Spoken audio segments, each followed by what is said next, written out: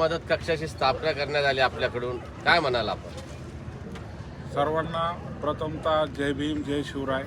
मी प्रवीण गरबडे, छत्रपती संभाजीनगरचा एक शिवसेनेचा एक कार्यकर्ता आहे.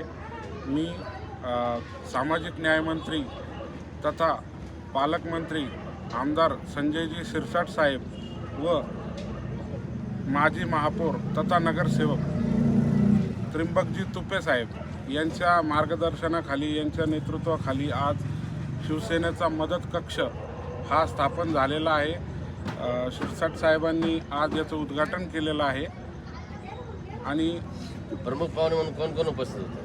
प्रमुख पाहुणे म्हणून स्वतः शिरसाट साहेब आम्हाला उपस्थिती लाभली त्यांची.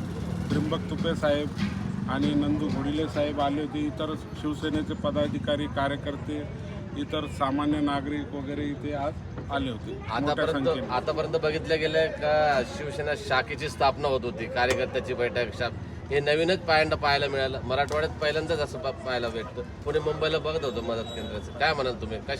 कशी आवड निर्माण झाली याबद्दल तुम्हाला?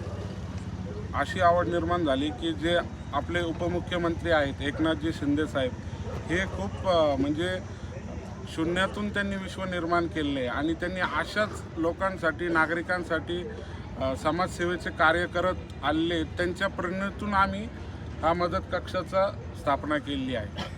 काय काय मदत करणार याचं? यामध्ये प्रामुख्याने आम्ही वैद्यकीय सहायता याला खूप महत्त्व दिलेलं आहे आणि स्वयंरोजगारावर आम्ही खूप भर देणार आहे की बेरोजगार जे आजच्या पिढीतील बहुतेक तरुण जे बेरोजगार आहे यांना उद्योजक कसं बनवता येईल.